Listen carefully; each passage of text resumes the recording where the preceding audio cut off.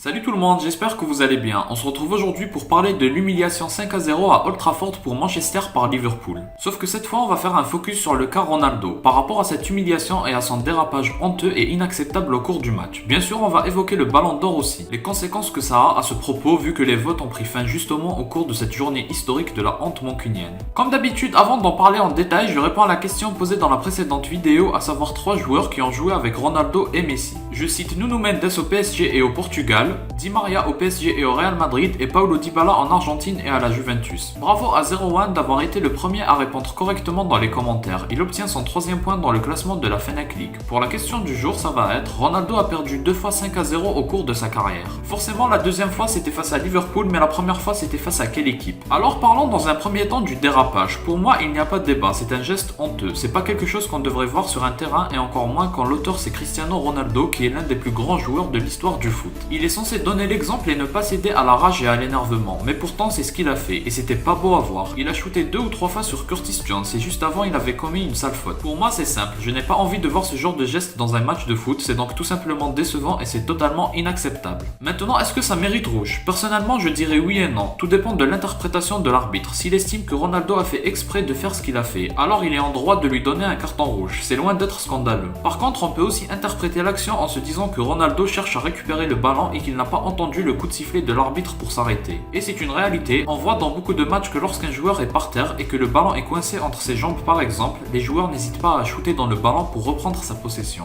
Donc ça peut être interprété de cette façon. D'ailleurs, ça a été le cas par les arbitres de la VAR et l'arbitre du match, et c'est pour ça que les deux décisions peuvent paraître acceptables. Mais je suis quand même d'accord avec vous si vous vous dites que là c'est clair et net qu'il le fait exprès, que son intention c'est de faire mal et qu'il laisse exprimer son énervement. D'ailleurs, on le voit sur son visage. Pour la petite blague, grâce à cet énervement, Ronaldo a gonflé ses stats de tirs cadrés face à Liverpool, 3 sur Curtis Jones et 1 seul sur les cages adverses. Ce dérapage-là est la conséquence de l'humiliation que le joueur et son équipe étaient en train de subir. Il y avait 3 ou 4-0 à ce moment-là. Ronaldo n'a pas trouvé d'autres moyens pour montrer sa frustration et son impuissance face à cette situation. En deuxième mi-temps, lorsqu'il met un but, même s'il y a hors-jeu de quelques centimètres, c'est bien plus intéressant comme façon de montrer sa frustration. En ce qui concerne le Ballon d'Or, d'après les informations que j'ai vues, les votes ont pris fin le 24 octobre, donc le jour de ce match. Apparemment, il y avait encore beaucoup de votants qui n'avaient pas encore fait part de leur vote. On peut se dire qu'ils attendaient cette journée-là des différents championnats pour décider, vu que Benzema, Messi et Ronaldo jouaient le 24. Mais bon, personnellement, je n'y crois pas du tout, ça reste une journée de championnat seulement, différente des autres, certes plus intense et plus intéressante, donc elle peut influencer les votants plus que les autres journées de championnat, mais de là à décider des votes ce jour-là, je trouve que c'est un peu abusé, mais ce n'est pas à écarter non plus. Après tout, ça reste des humains qui votent, et ils peuvent tout à fait décider en fonction de cette journée, et dans ce cas-là, c'est Lewandowski que ça arrange le plus, et dans le sens inverse, c'est Ronaldo que ça n'arrange pas. Mais bon, pour moi, ça reste une minorité. C'est pour ça que je pense que ce dérapage de CR7 face à Liverpool aura sa petite part d'influence négative sur les votants, mais pour la majorité, c'était déjà trop tard, et dans tous les cas, ça ne change pas drastiquement les choses non plus. Donc que ce soit le dérapage ou l'humiliation, on est sûr que ça n'a pas rapporté des votes à Ronaldo. À la limite, ça lui en a fait perdre quelques-uns qu'il aurait pu avoir s'il était l'auteur d'une meilleure prestation ce jour-là. Dans ce même match, Ronaldo a inscrit un beau but. Même s'il a finalement été annulé pour cause de hors-jeu, ça me permet d'appuyer ce que je pense. C'est-à-dire que je trouve que cette équipe mancunienne est assez bonne offensivement et que le gros dilemme à résoudre pour Solskjaer ou son remplaçant, ce sera d'harmoniser les choses et de mieux organiser toute l'équipe pour mieux défendre. Parce que si on laisse seulement la défense pour défendre, je pense que Manchester court à la catastrophe. Bien sûr, il faut relativiser. Une catastrophe pour Manchester, c'est de ne pas finir dans les 4 premières places qualificatives à la Ligue des Champions. Et même je dirais que c'est aussi une catastrophe s'ils sont écartés trop vite de la course à la première place de Première Ligue. Voilà donc une petite vidéo sur la gifle 5-0 de Liverpool à Manchester United, qu'on a centré cette fois-ci sur le joueur CR7 et le Ballon d'Or. N'hésitez pas à donner votre propre avis en commentaire, que ce soit par rapport au geste ou sur les conséquences que ça peut avoir sur le Ballon d'Or 2021. Si vous avez aimé, laissez un like et abonnez-vous pour me soutenir. Moi je vous dis à la prochaine, portez-vous bien.